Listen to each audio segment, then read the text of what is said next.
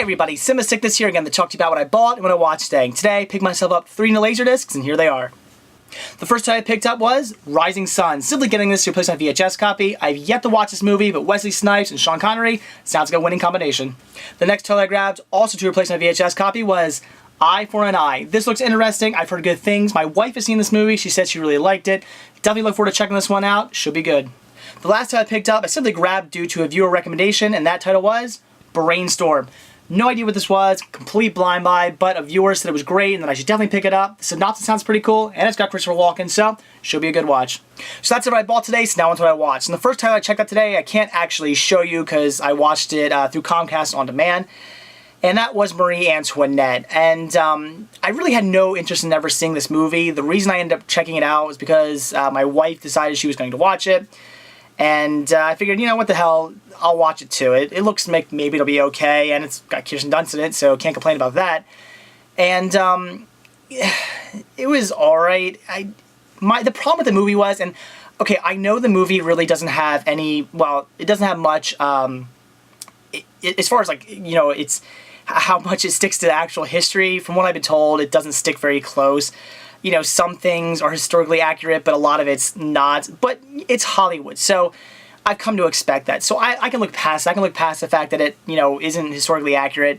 It's a Hollywood movie, fine. I can live with that. The point is, was it a good story? Was it not a good story?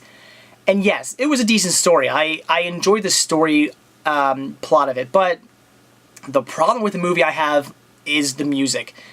It makes no sense. It's a good story, a decent period piece, but it has like modern music. Well, a lot of like 80s music, like a lot of like it has like Susie and the Banshees and like Bow Wow Wow, and these songs come out of nowhere. The movie starts off with I forget who it starts off with, but whatever it starts off with, it starts off with like an 80s pop song, and I'm like, that's kind of a weird way to start the movie off. And then you go like 45 minutes without any pop music. It's just there's really no music at all. Any music there is, maybe it's like period piece music. That's about it. And then, so by that time, well, I mean, by that time you've completely forgot that they ever played a pop song in the beginning. And at first I'm just thinking, okay, maybe they just oddly just decided to start off the beginning of the movie with a pop song. Okay, whatever. So 45 minutes in the movie, you've just completely forgot that there ever was a pop song. It's, you know, pop music's out of your head. You're into this period piece. And then all of a sudden, Bow Wow Wow's I Like Candy cuts in, and it's just so out of place. And from there on, for like the last 45 minutes of the movie, it's just constant pop music. And it just seems so out of place. I mean, if they would have constantly kept throwing it in throughout the movie, it would have still seemed out of place, but at least it would have, you know, you'd be like, okay, I see what they're doing here. They're just, you know, trying to, you know, modernize it a little bit. You would have at least kind of understood that, but for them to like not have any pop music for like 45 minutes and then just throw it all at you at one time, it seems so completely out of place, and it makes no sense, and it really threw me off. So that bugged me. I really wish they would have done that. So as far as the story goes, it's a decent story. When I say see it, not really. I mean, it was okay. If maybe you were thinking about seeing it, like if you're, you know, you've been on the fence about it, sure, I guess check it out. But do what I did. You know, right now, if you have Comcast, it's available on demand for free. Check it out through there. If you have Redbox or something, you know, rent it through there, or even, you know, Netflix, something like that. Rent it. Don't necessarily buy this unless you come across it for like really cheap. I mean, if you come across it for like $1 or something, sure, pick it up. But that's about it.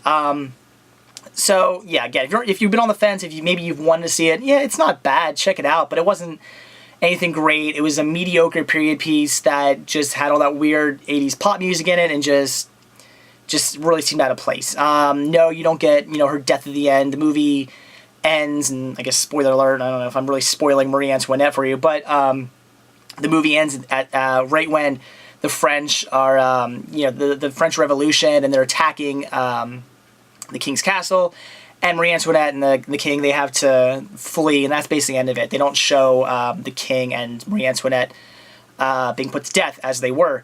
So, I don't know. It was okay. It was mediocre. It wasn't that great. It was just okay. Will I end up buying it?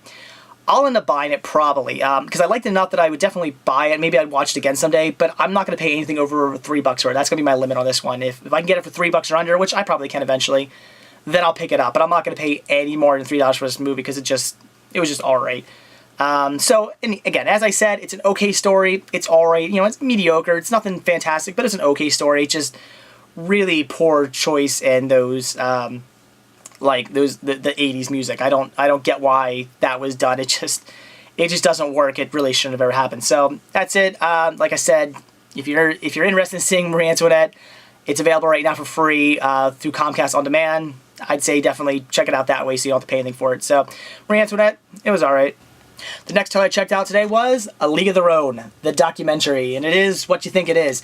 It's a documentary, and well, I should say documentary because it's only kind of a documentary on, they don't even say here on the back what the name of it is, what the Girls All-American Baseball League or whatever it was called. If you've seen the movie A League of Their Own, you know what I'm talking about.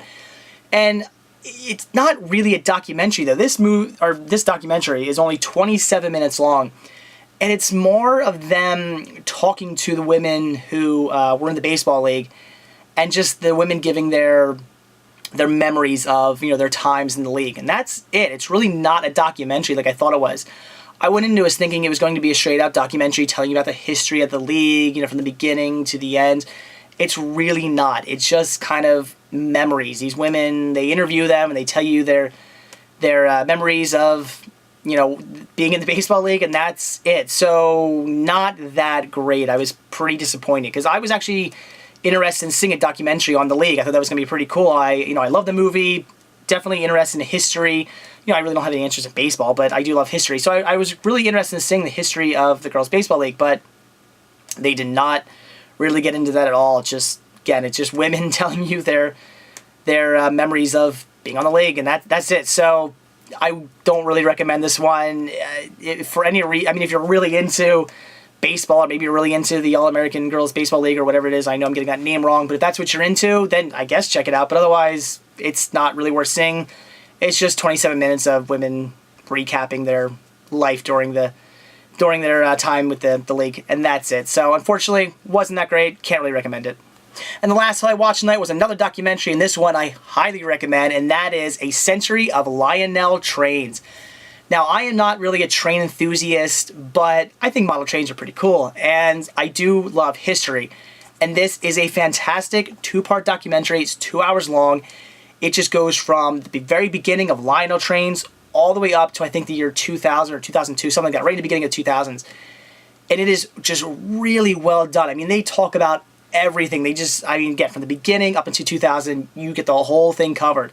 They talk to people who know, the history of it. They talk to people who were, the presidents of Lionel. They talk to collectors. They talk to everybody. So if you have any interest in history or any interest in model trains whatsoever, this is definitely worth checking out. I had a blast watching this. I will be watching this one again. Maybe I'm a bit biased because I actually live 45 minutes away from Stroudsburg, Pennsylvania, which has the National Toy Train Museum. It has the American Train Museum.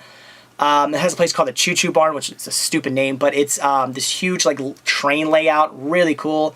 It's basically just like a train town. My parents used to take me there all the time when I was a kid. Love it. And then 45 minutes in the other direction is a place called Roadside America, which is another gigantic train layout. So I kind of grew up with model trains, actually, even though I really have not some big interest in them. I think they're cool.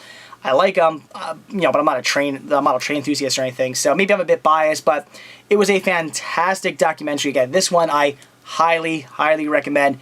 It was a great watch. If you have no interest in model trains whatsoever, I guess you're not going to want to check this one out. But if you think they're cool like me, definitely check this one out.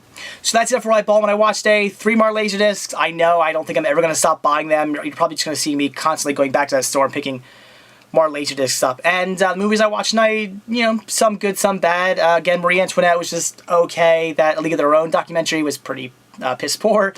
But the Century of Lionel Trains was awesome. That was a great, great watch. So that's it. Thanks for watching, and stay tuned to see what I bought when I watch tomorrow. See ya.